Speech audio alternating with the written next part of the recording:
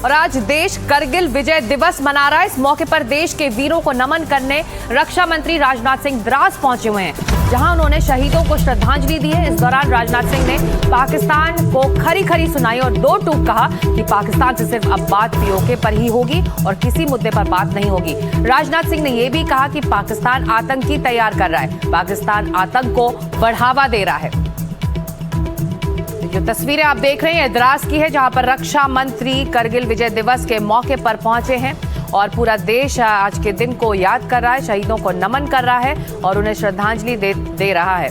और आज का दिन विजय दिवस के तौर पर भारत मनाता है। इस दौरान राजनाथ सिंह ने पाकिस्तान को खरी खरी सुनाई है, दो टूक कहा है कि पाकिस्तान से सिर्फ अब बात पीओके यानी कि पाकिस्तान ऑक्यूपाइड कश्मीर पर होगी और किसी और मुद्दे पर बातचीत नहीं होने वाली।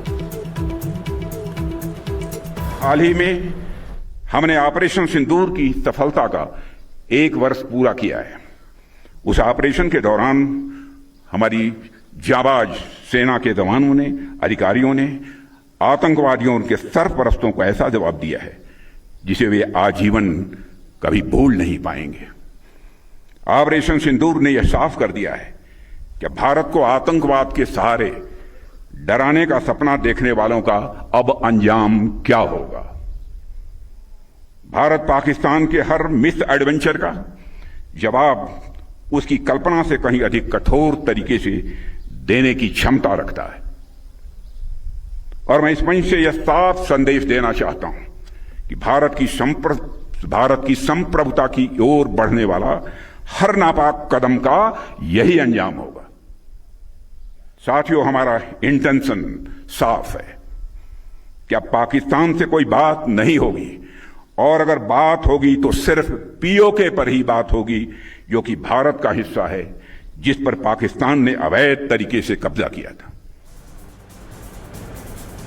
और आज ही के दिन 27 साल पहले हिमालय की विषम चोटियों पर भारतीय सेना के जाबाजों ने दुश्मन पाकिस्तान को ऐसा सबक सिखाया था जिसे आज भी पाकिस्तान सपने में भी याद नहीं करना चाहता। भारत आज करगिल विजय दिवस की 27वीं वर्षगांठ मना रहा है। लेह के द्रास में करगिल युद्ध में शहीद हुए वीर जवानों को उनके अदम्य साहस और बलिदान के लिए याद किया जा रहा है। वहीं प्रधानमंत्री नरेंद्र मोदी ने पोस्ट कर करगिल के शहीदों को श्रद्धांजलि दी है। पीएम ने लिखा है, करगिल के नायकों के प्रति राष्ट्र कृतज्ञ है, वीर सैनिकों के साहस को नमन, कठिन परिस्थितियों में अदम्य वीरता दिखाई, जवानों का पराक्रम राष्ट्रीय गौरव का प्रतीक है, देशभक्ति से नई पीढ़ी प्रेरित होगी।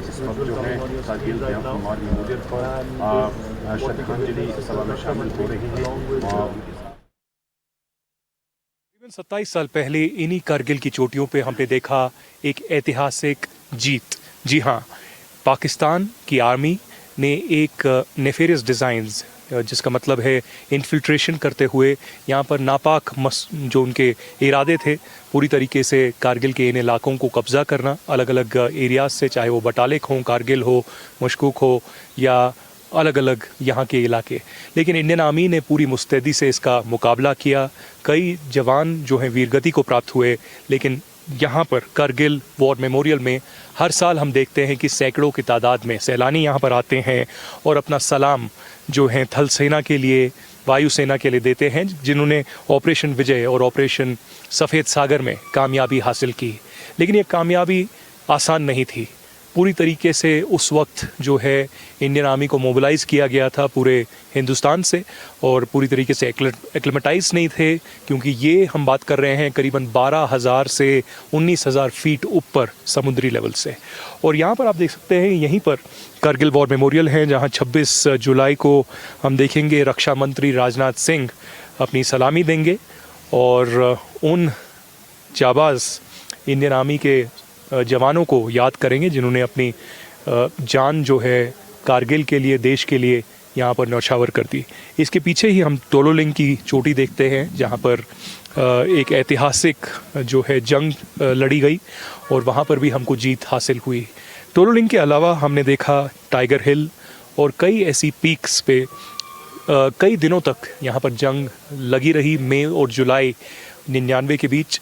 लेकिन इंडियन आर्मी ने पूरी तरीके से अपना प्रहार नहीं रोका और पाकिस्तान घुसपैठियों को और पाकिस्तान की आर्मी को यहाँ से निकाल बाहर किया। ये वही वक्त था जब पाकिस्तान की आर्मी के सोल्जर्स को यहाँ पर मारा गया, लेकिन पाकिस्तान ने उनके बॉडीज़ को, यानी कि उनकी जो मृत शरीर था उसको वापस लेने से मना कर दिया। आज भी उनके परिवार पाकिस्तान में बिलखते हैं और सवाल ये है कि कब तक पाकिस्तान अपने नापाक मकसद जो हैं उनके वो चलते रहेंगे, चाहे वो आतंकवाद का हो या प्रॉक्सी वॉर का हो।